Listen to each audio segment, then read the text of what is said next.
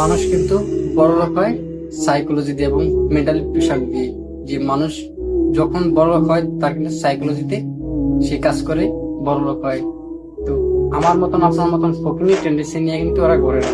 জি, আমার ওরা কিন্তু ম্যানেজমেন্ট করে চলে। যে তারপরে ওদের মাথা দিয়ে কাজ করে, আমাদের মতন আপনাদের মতন আবেগ দিয়ে কাজ করে না।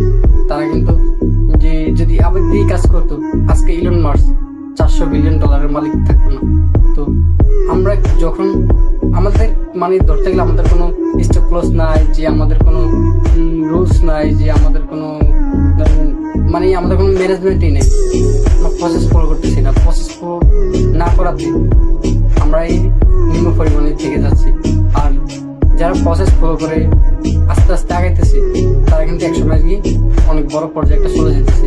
আর আপনার আমার মতন ওই জায়গাতেই থাকতে হবে। আর যদি প্রসেস ফলো করেন এবং যদি স্টেপ বাই স্টেপ যদি রুলস ফলো করেন, আমার মনে হয় না আপনি সারা জীবন এই টেন্ডেন্সিতে থাকতে পারবেন। আপনি একটু হলে চেঞ্জ হবে। আর আপনার আশেপাশের মানুষ কিরকম ওদের থেকে একটু আলাদা থাকবেন। যে তারা কিন্তু যেই টেন্ডেন্সি নিয়ে ঘুরে আপনি কিন্তু ওই টেন্ডেন্সিরই হবেন। তো আশা করি আপনি ম্যানেজমেন্ট করে চলবেন। আর ম্যানেজমেন্ট ছাড়া কিন্তু কোনো কিছুই সম্ভব নয়।